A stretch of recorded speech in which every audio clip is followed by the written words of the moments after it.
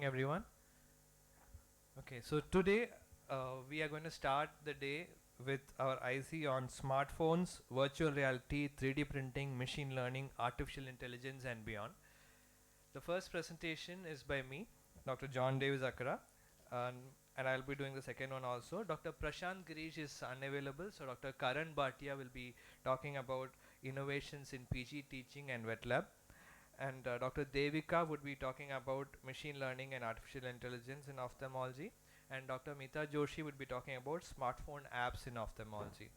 If you have anything which you want to cover in more detail, you can feel free to interrupt and ask. Okay.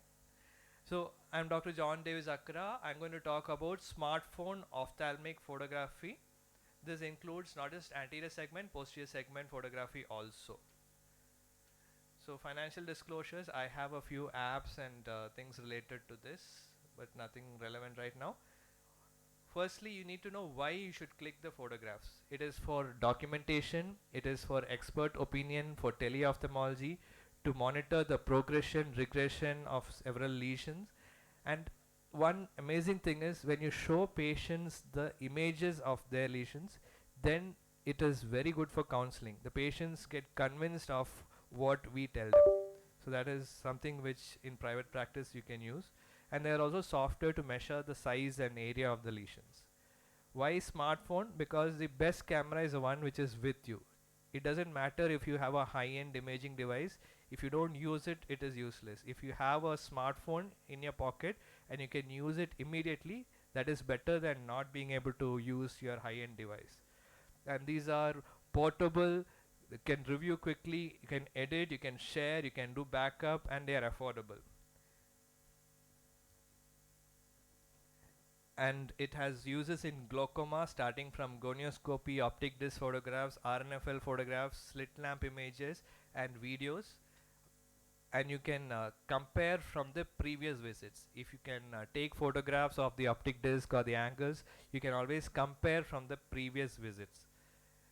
Cornea, you can use different types of illumination for imaging different parts. I'll get to that. And you can even do endothelial cell imaging if you have the patience for it. You can use several adapters. You can use it even for recording surgeries.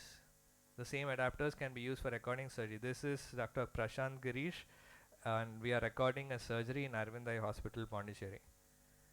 And there is a video here which I'll show you on how to use the devices. You can get the devices on Amazon. First open the camera. Around 490 rupees. The regular camera app will do. There are two different ways. One is just like that with your hand, just fixing it.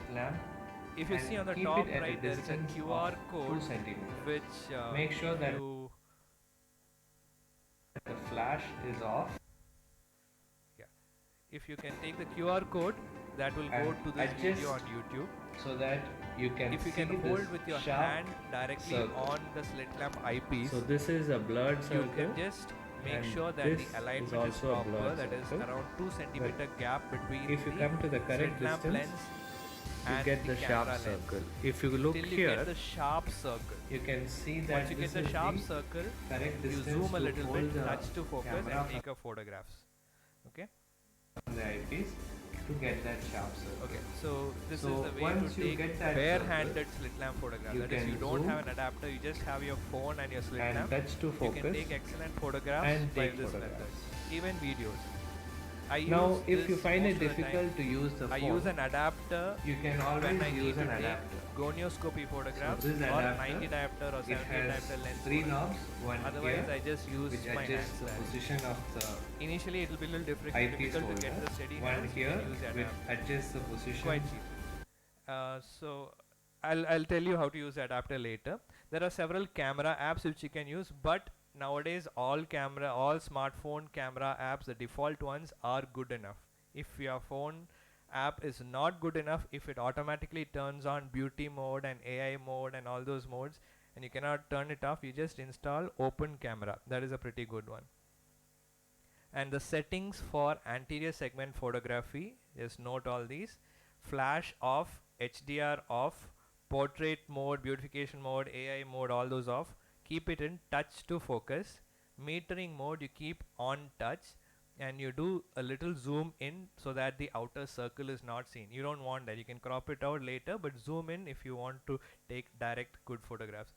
Change the light illumination to make it comfortable. Room light, if you turn it off, the glare from the slit lamp eyepiece goes away. So turn off the room light, especially behind you if you can. Camera other settings: exposure, focus, white balance, ISO, shutter speed. Most of the time the auto settings work. If they don't work, this is what each thing does.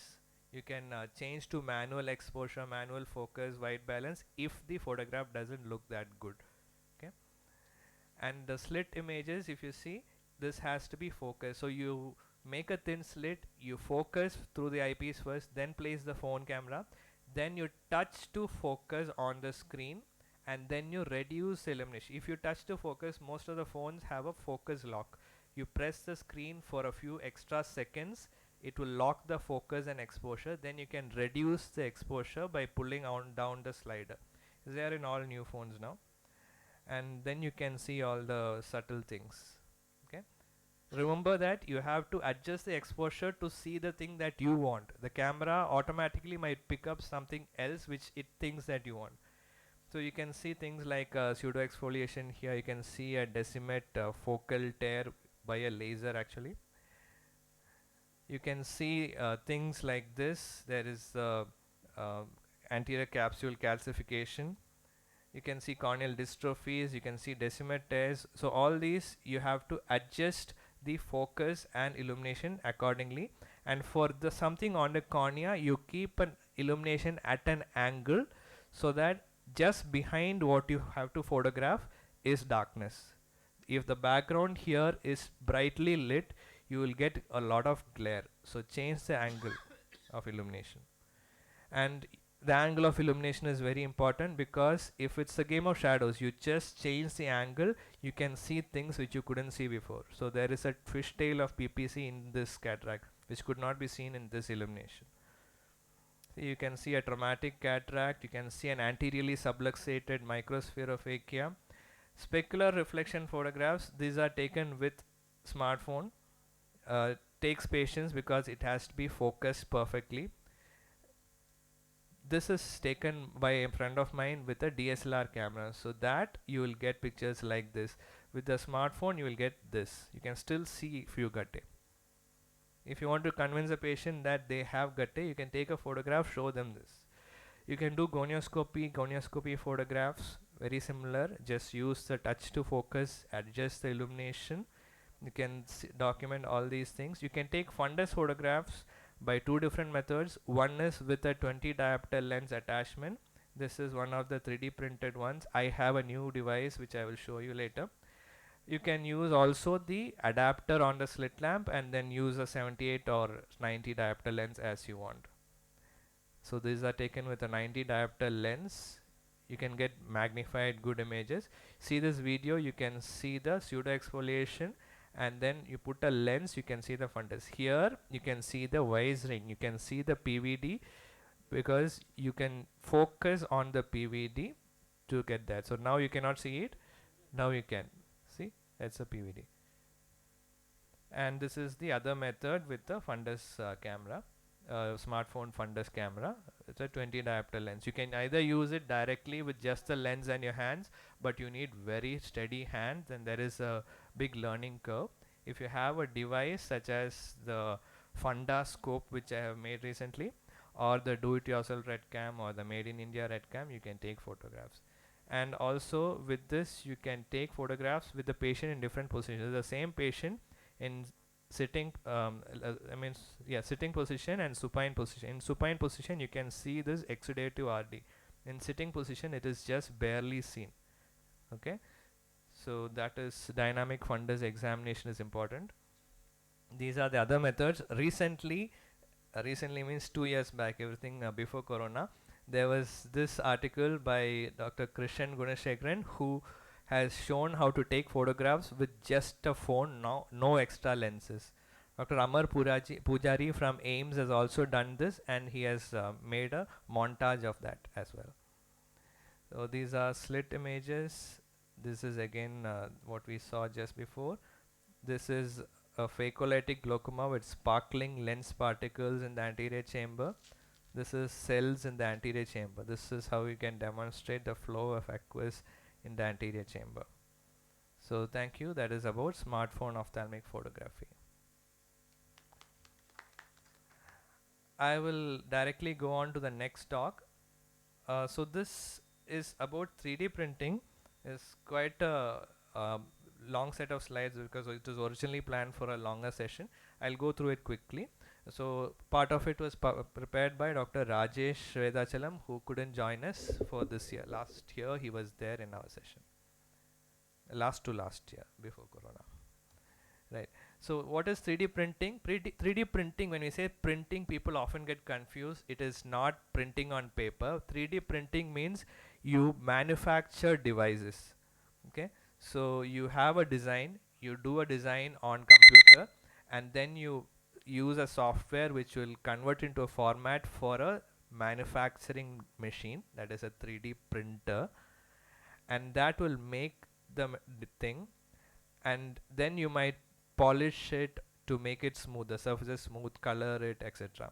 And that is how you get a product. These are different materials which can be used, and this is the different types of printers. So you mostly use FDM, fused deposition modeling printers. These are the things which are usually seen, and you also might use SLA printers, and these are the two types of printers which are easily available. And don't think these are very expensive.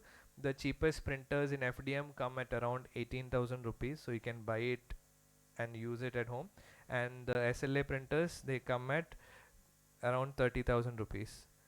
And yes, so you can use all these printers.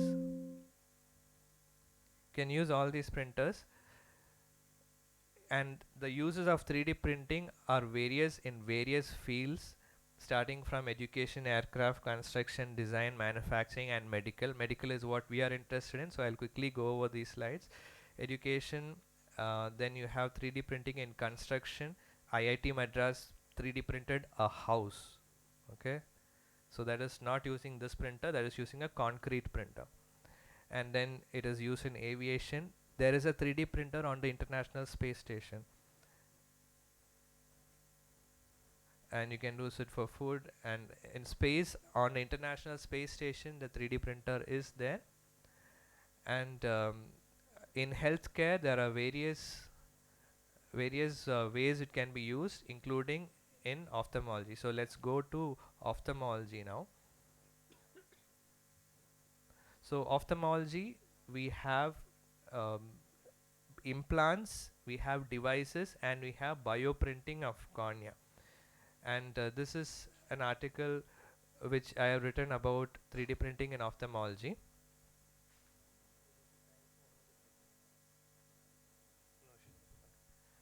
So 3D printing in ophthalmology, there are several things which can be done. So this is one of the devices which we have done. There is an adapter for slit lamp for a smartphone. You can download, print, and fit it. And this is a smartphone fundus camera which can be 3D printed. This is by Dr. Hong Xiang, and he has put it on Thingiverse, where you can download 3D things, print it, and use it yourself. I have a few designs of mine on Thingiverse as well. So this is how the printer works. It deposits layer by layer of plastic. This is a PLA plastic.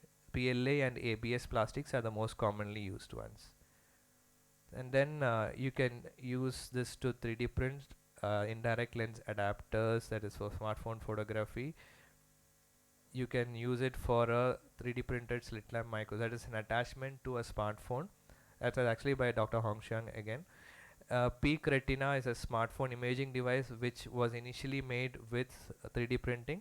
You can use it for 3D wet lab devices. That's also Dr. Rajesh has done some work on that. This is Dr. Rajesh's work on 3D printed eyeball for wet lab practice, and this is with an acrylic mold cornea. 3D printing the cornea is possible, but it is not very clear with that. So then you can use it for orbit, you can use it for dissection surgical training, and you can also use for planning therapies, and you can also use for implants. Then some people have also done 3D printing of the optical coherence tomography scans to show the patient that this is what it looks like. So when you say 3D printing, people often get confused. Can you print your fundus? That is not what it's used for, but you can use it for that as well.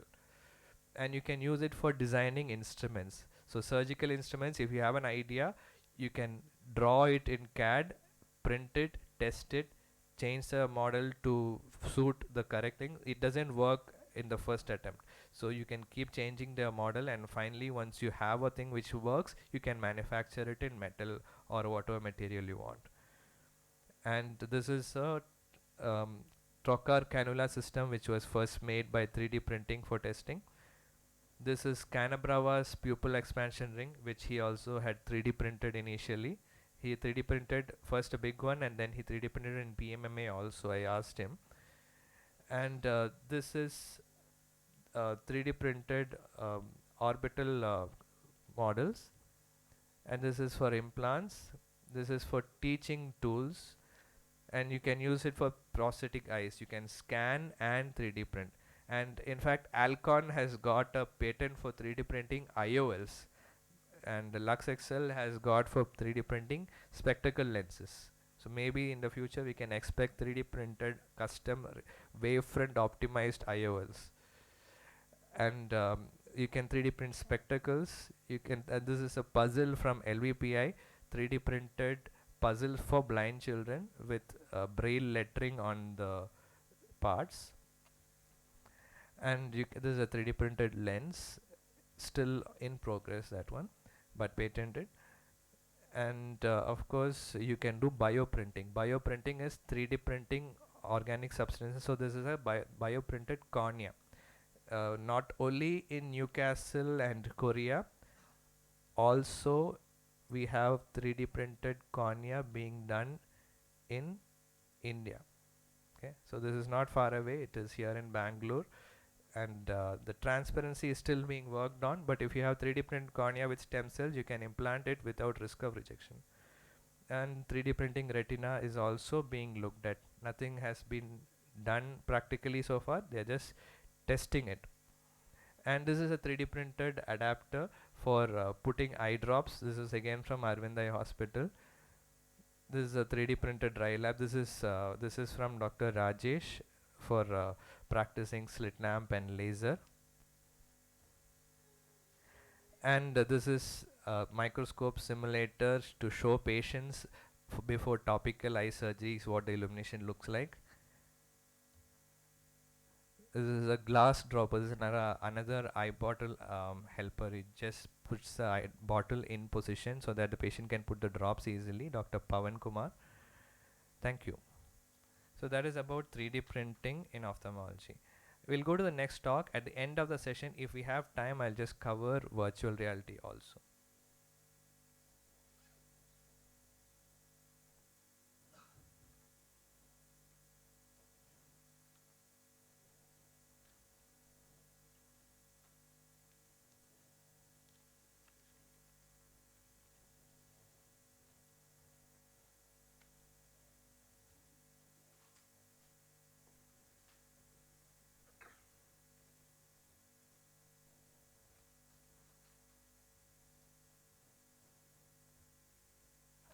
So next we have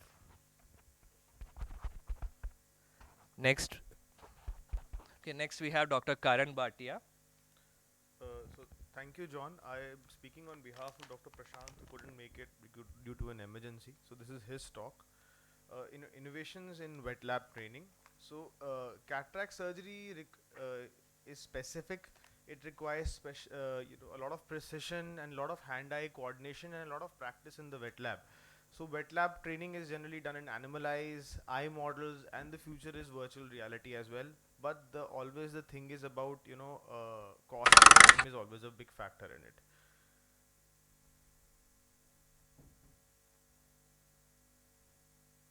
So this is the Gotsai integrated model, which was published in the Indian Journal of Ophthalmology, which we were using at Arvind Eye Care System.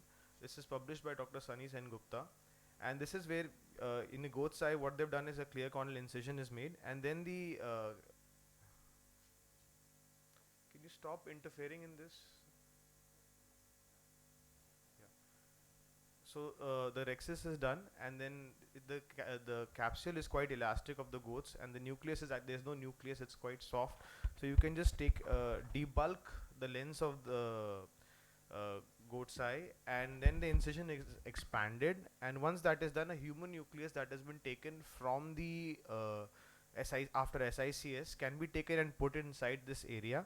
Then this side of the tunnel is or the incision is sutured, and then you can switch over to the other sides, and then do your trenching, and you can practice your phaco as well. As a resident also, I have done this. This is another novel device from Arvind Pondicherry. Vacuum assisted whole globe holder. This is a novel device for stabilizing eyeballs for surgical training. It consists of a cylindrical hollow iron tube closed at one end. This cylinder has an opening in its side wall. The other component is a disposable spring action 6 ml syringe. Being spring action, the piston once pressed returns automatically to its original position.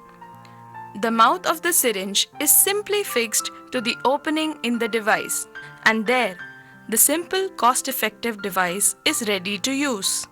On our device, we now demonstrate the stability and efficiency of this device while performing various types of ocular surgeries or surgical steps.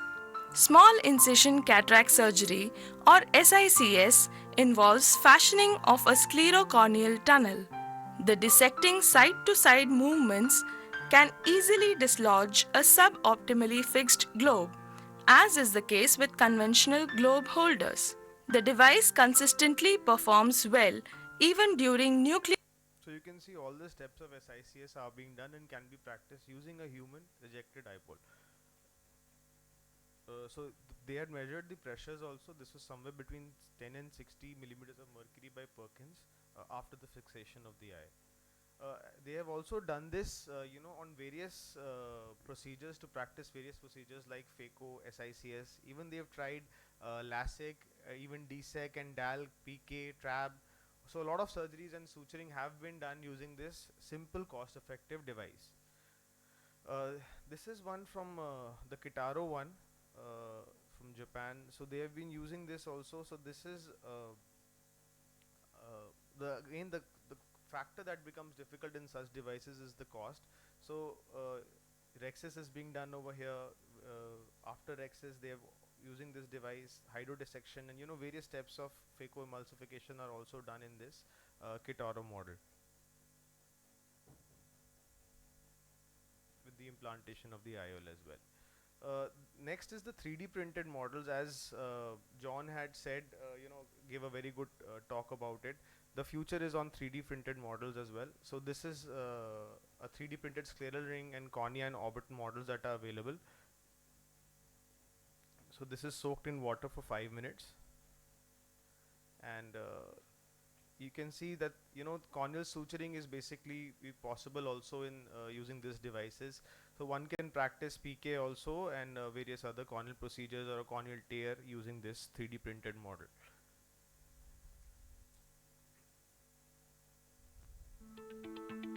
This is from the Bionico.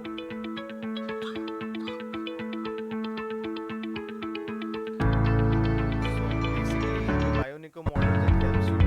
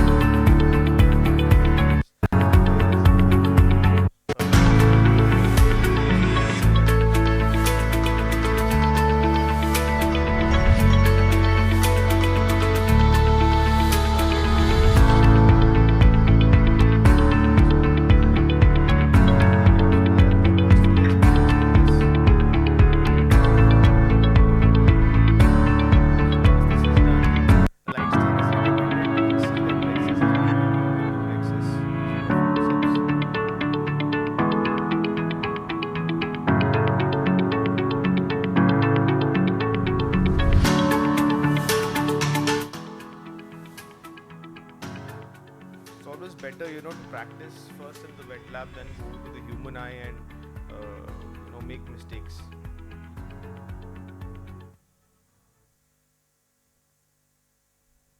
So these are the different models from this group that are available. One can look it up. Again, going to the 3D printed, this is what John had already shown, that 3D printing, this is how it takes place, and you can actually devise a lot of devices according to what you need.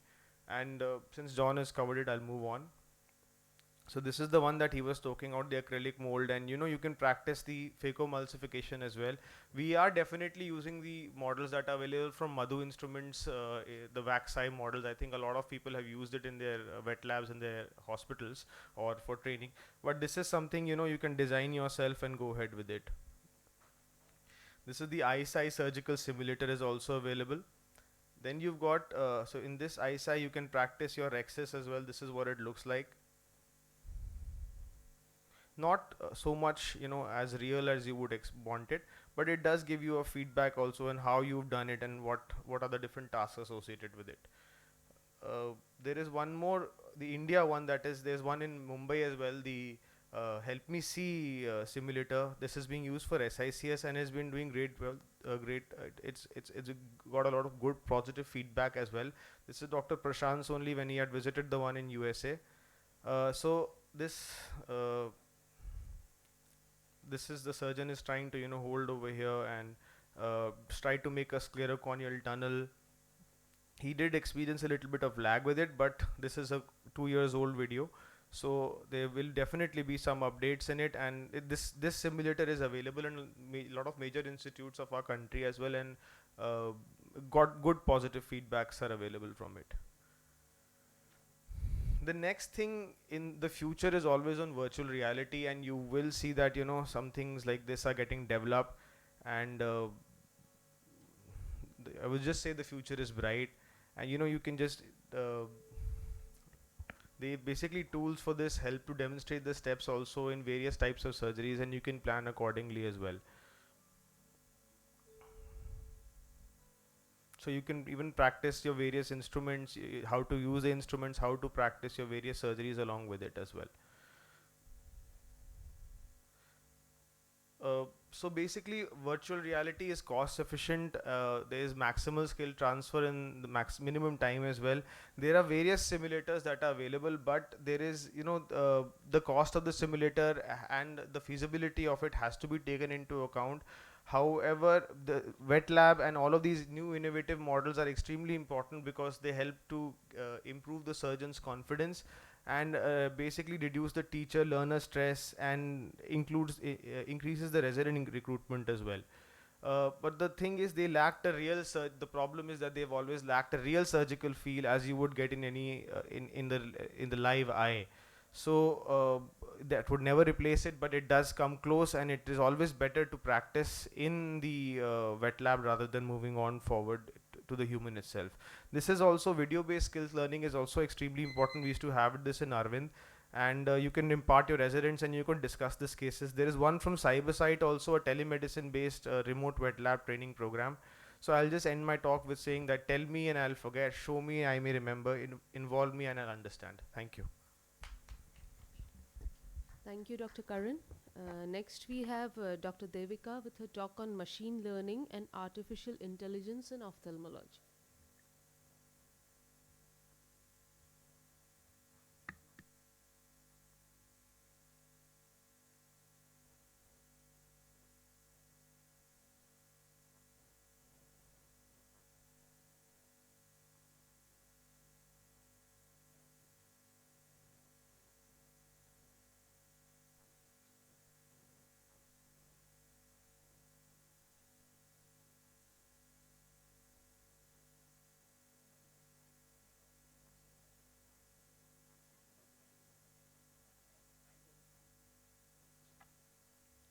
Good morning everyone. I am Dr. Devika Bhattacharya.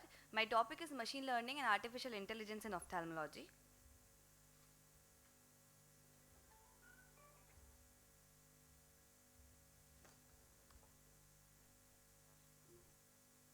John McCarthy described artificial intelligence as the science of creating intelligent machines which replicates human behavior. It forms a part of fourth industrial revolution along with autonomous vehicles, blockchain, robotics, advanced biotechnology and three-dimensional 3D printing. Now quickly we'll take a short look at a short video about artificial intelligence.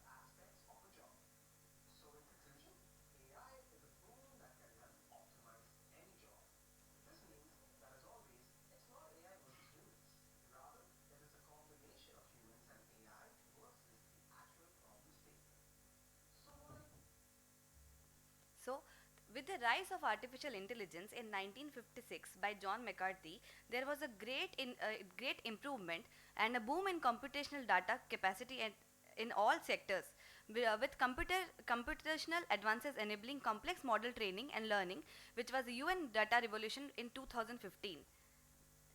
Coming to definitions, machine learning, deep learning and conventional neural networks. Machine learning is defined as the area of study where the computers have the ability to extract relation and features of the data as a learning process, but without being programmed for this task.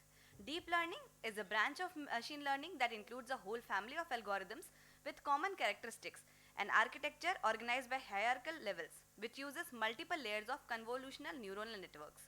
Convolutional neural networks are made of software-defined neurons, which together try to figure out the instructions to process data to get information. This is an infographic showing the relationship between artificial intelligence, machine learning, deep learning and neural networks. Machine learning versus deep learning. In machine learning, we have to give the input and we have to extract the features manually. A technician is required. Thereby, it will classify and give the desired output. Whereas in deep learning, only the input has to be presented and the feature will be extracted automatically and then we'll get the desired output. No technician, in midway technician is required in deep learning. There are three types of machine learning: supervised, unsupervised and reinforcement learning. This is how learning approaches of machine learning methods are. In supervised learning, there will be data has to be provided with labels and required output will be given. In unsupervised learning, data without labels will be given, and in reinforcement learning, there will be only state and actions. A required output will be given with future actions and states. Now coming to role of AI in healthcare, it helps in early detection of ailments, it helps in treatment, it helps in associated care, giving a superior experience. It helps in the end of the life care and the checking health, and through wearables we have different watches to look at. This is all based on AI. It also improves decision making. In it is also used in medical diagnostics, personalized treatment, drug delivery and improving the patient's outcomes. Artificial intelligence in medicine is used in ophthalmology, cardiology, gynecology, radiology, dermatology and pathology. Coming to AI in ophthalmology, the most common use of AI has been done in analysis of retinal fundus images, because everything is image based. So we are very much helped to for the area in ophthalmology. It is used for diabetic retinopathy, age-related macular degeneration, retinopathy of prematurity. It also helps in other areas where intraocular lens power calculation, glaucoma, myopia prediction and visual field analysis are there, and it is also incorporated nowadays in smart EMRs. How to read a paper of AI or how to read a result of AI? We have 3 steps. Steps 1 will be evaluate if the study results are valid, which is based on questions where was there any independent blind comparison with the reference standard? Did the patient sample include an appropriate spectrum of patients to whom the diagnostic test will be applied in clinical practice? Were the methods for performing the test described in sufficient detail to permit reapplication? Is the methodology of algorithm development described in sufficient detail to allow replication? Are the algorithm datasets used available for external validation? Second, we evaluate the presented results by this question: are likelihood ratios for the test results presented or data necessary for their calculation provided? It is like that. And the step 3 comes the utility of results in providing care for your patients. Will the reproducibility of the test result and its interpretation will be satisfactory in my settings? Are the results applicable to my patient? Will the result change my patient's management? And will the patients be better off because of the test? Will there be a significant impact on patients' well-being after algorithm deployment? Is there any attempt to measure this impact? The algorithm has potential to be deployed as a clinical decision support tool, but immediate impact on patients' well-being cannot be assessed. So no attempt was made by the authors to measure this impact in the real world. AI in ophthalmology helps in early detection and appropriate treatment of ocular diseases, which are of great significance to prevent vision loss and improve quality of life. An integration of ophthalmology and artificial intelligence has the potential to objectively revolutionize screening, diagnosing, and management patterns of various ocular diseases. Applications of AI can make great contributions to provide support to patients in remote areas by sharing expert knowledge and limited resources. Whereas other applications of AI were already invented, that is Google's DeepMind Health in associated with Moorfields Eye Hospital can detect 50 diseases from OCT images for referral. IBM's AI can predict visual field data from OCT scans. Microsoft Intelligent Network for Eye Care is a collaboration to apply AI to eliminate avoidable blindness. Other applications which are commercially available are Netra AI, IDXDR, Meteos AI and Pegasus. In coming to retina, ophthalmology, artificial intelligence is retina, we have first website, that is the IDXDR. IDXDR is a software program that uses artificial intelligence to analyze retinal images which are taken from the Topcon TRC NW400. It is fully automated and it is non-mediatic retinal camera designed to obtain high resolution color images of the retina and the anterior segment of the eye. How does IDXDR working? With a fundus camera, the trained operator captures 2 images per eye. These images are submitted to IDXDR. IDXDR analyzes images for signs of diabetic retinopathy, including macular edema, in less than 30 seconds. And the results are displayed. If there is no disease detected, they will offer a retest in 12 months. And if the results are positive, they will refer to an eye care professional. This is the IDXDR analysis report from Topcon. This shows vision-threatening diabetic retinopathy. Coming to app-based AI, coming to Fluid Intelligence. This is Fluid Intelligence as a mobile app that runs on Android or iPhone. It is supervised machine learning which works in accordance with an eye care provider. We can take it from this website. This is given below, or we can directly download it from the Google Play Store. It is a paid application, and it can also show all these things which have diabetic retinopathy, macula of retinal detachments, etc. Again, coming to Meteos AI, it is powered by Remedio. It is artificially intelligence based first smartphone device, non-mediatic blink-proof retinal imaging device. It is patented by US and uses infrared light for live view. There are anterior imaging module and NM fundus imaging module. The anterior imaging module, also known as AIM, it uses iPhone, High quality aberration free optics are obtained. It can be digitalized at any slit lamp. It has intelligent acquisition software. Now coming to AI in glaucoma. Glaucoma evolution involves measurement of IOP, optic disc cupping, visual field gonoscopy, and OCT for RNFL and GLC. I'll just skip all this thing and I'll come to main topics again. We have Netra AI, which evaluates the glaucomatous damage by the color fundus photograph. It differentiates between glaucoma and non-glaucoma. AI, it is a real-time virtual second opinion at the click of the button we can take. It saves times and cost with faster screening. This is Sensimate Triggerfish. It is a low cost. It can be assessed through cloud-based web portal or direct integration with the fundus camera. It analyzes fundus photographs within minutes for diabetic retinopathy. It is real-time imaging, and also it helps in blood vessel segmentation and image post-processing. Empower users and specialists with greater insights to make faster and accurate diagnosis. This Netra AI, with image can be captured, it can be secured, transferred to patient data. Netra AI performs automatic analysis, patient information. It also incorporates patient information from previous visit, which includes fundus images, and then the report is generated with bioidentifiers. It is also used in eye screening camps, diabetologists, optometrists, and in retina specialists, which saves times and cost on screening, focus on patients require attention, and it also gives virtual second opinion. For screening purposes, it is images captured by field staff. The image is uploaded by API or web portal, and automatic retina image is analyzed by Netra AI, and its suspicious images are reviewed by Triad system remotely. It was developed by Shankara Eye Foundation in India. This is how it analyzes the fundus image. Then we have Pegasus. Pegasus is a DL system to detect glaucomatous optic neuropathy from colored fundus photograph. It has accuracy in the interpretation of OCT and fundus imaging. It makes accessible to all healthcare professionals. Pegasus helps in regulating patient outflow and triaging the urgent referrals. It minimizes false positive referrals.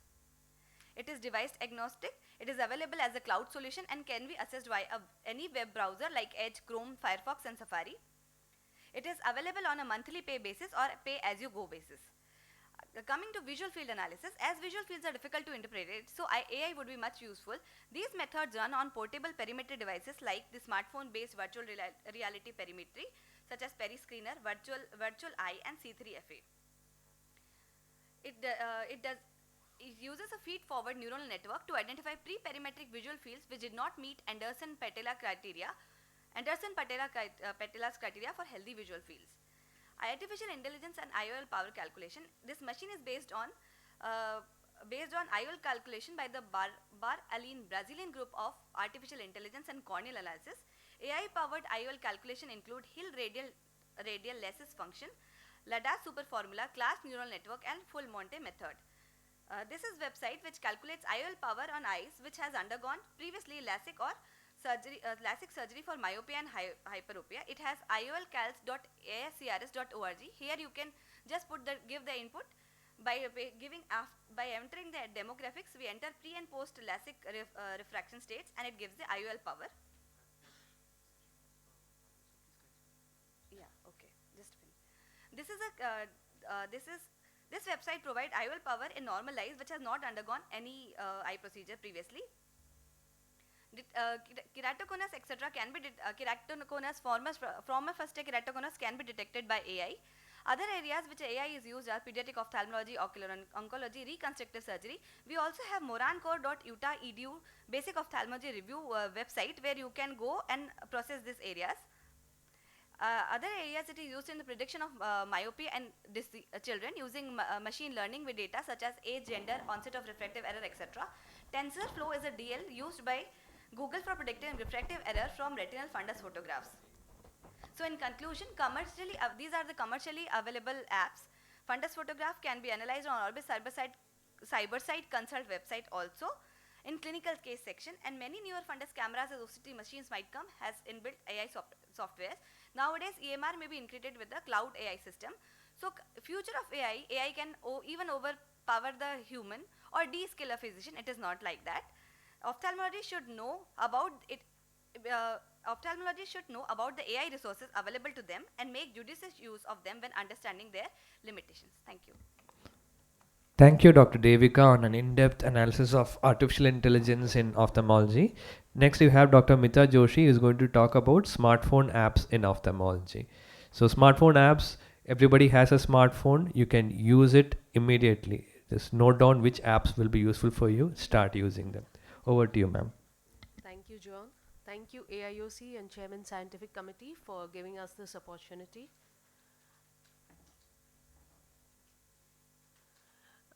Let's start off with a small quiz. Which is the latest Android version? You want me to do this or you'll be doing from there? Okay.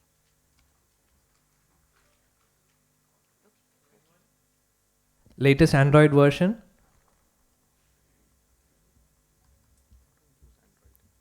I don't use Android. Okay. Even I don't remember. I guess it is Nougat. No, we have moved forward. I have not updated my Android. Okay. Okay, I have got it from here. Right. So as we all know, these are like named alphabetically, and now we are on the snow cone. And for the this thing, Apple and all, we have the 15.5 version now.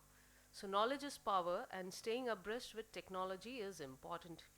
Apps, as we all know, are applications as a self-contained program or piece of software designed to fulfill a particular purpose.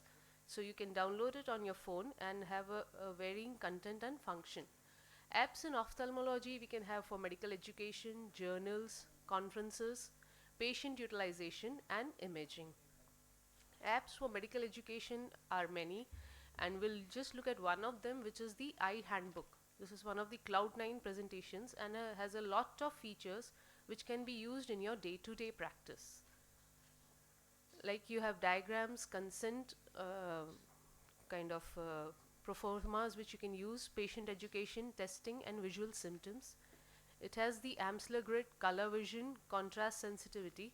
So you can use it in your emergency or a bedside examination. The Worth4 dot test, especially for near checking. Color vision, we all have the black book with us, but sometimes the pages get faded, and then you have this very useful option. The only limitation is you can't define the color vision deficiency which is there, but at least it gives you a general idea that there is a presence or absence of the disorder. It has pediatric optotypes, and the best thing, if you give to your to a kid who comes into your OPD, give him an iPad or something. They'll be very cooperative, and you can check them at the same time. It also gives you laser settings, so you can just refer it to it anytime you want. There are additions, amplitude of accommodation, glaucoma risk calculators, IOL calculators, which are connected to the Warren Hill site. You have eye diagrams in it, which you can explain to your patient. There are symptoms of various disorders which can easily be understood by patients. Another one is ophthalmology, so it is kind of a ready reckoner which gives you all the disorders, and you can just have a topic and get a kind of brief update on it so that you can refresh your knowledge. DrawMD allows you to draw on pictures, and you can save your patient's images and data. This is one which I found very interesting, especially for the OT staff. You can teach them to differentiate between instruments which you have in your OT and refresh your own knowledge at the same time. iTube, you have most of the videos playing where you can update your knowledge. Glaucoma risk calculator, this is based on the OHTS trial, so you can enter the data and just find out the risk of the glaucoma which your patient has. Acronyms are also like very confusing some of the times, so you have TLA ophthalmology and OE acronyms which can guide you. This is one app which is validated. This is one of the debates where you have there are many apps, but they have to be validated also, so that you can judge judge the decision which is given. So this gives you visual acuity. You can do it at 1 meter and 2 meter, and it has the e-chart, so it is for useful for literate, illiterate persons both. These are on iPhone, the 9 gaze, which allows you to check the gaze of the patient and have a image at the end. Parks 3 test. This one was always confusing, and you can have an app at least so that you can diagnose. There are simulators also available, strabismus surgery and other surgery simulators. Phase 2 gene, this has the Western data. I don't know how much we have for our setup. and dose checker for hydroxychloroquine, and cataract mobile, you can test your hand-eye coordination with this app. IOL calculators, Columbia University SRK2. You can have the effective lens position calculators, and LRI calculators are also available. Toric IOLs, we have quite a lot of apps with Indian and foreign contribution for this, including Dr. Saurabh Patwardhan, Dr. Girish Jethwa, Dr. Mukesh Dholakia, and Dr. Graham Barrett. Medical journals, you can have all your journals online, so like the AJO, the IJO, Will's Eye Manual, Atlas of Ophthalmology. Conferences, we all are now very familiar with this. This was way back when the apps like just started. So you can have your sessions online, you can just see what's going on in which hall. These are few important apps which you can tell to your patient. So Sightbook is for low vision aids, and what you can have is it has an AMSLR in it, so the patient can do a home check of the AMSLR and get back to you with the progress. He can just send the screenshots to you, and so you can see how things are progressing. Eye drops, this one is for your patients who are like geriatric, living alone, there's nobody else in the house, so they can have an eye drop alarm to tell them that the time is now to put in the eye drops. Be My Eyes, this is for the visually handicapped. It sends out messages, and any person who is online can help the visually handicapped person at that time. Eye drop alarm, again same like my eye drops. Seeing AI, also it uses AI to describe the surroundings to the patient. We have Roshni currency recognizer, Vikas and Dignify, which are again developed by Indian Institutes LVPI. So it can be helpful to the patient. This is letter hunting, so you can give eye exercises to the patient. Embryoscope, EmbryoCare, so you can give the simulation to the patient at home itself. Apps for imaging are already covered, so I think we can just go through this at a faster rate.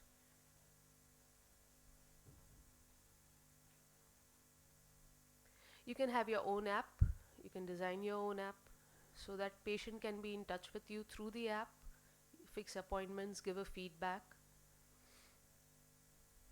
Handy apps, like this is one which we found very useful, voice to text apps, speech notes or voice notes, because you need to have one person sitting and typing around you, and sometimes that is not possible, so you can just use these apps.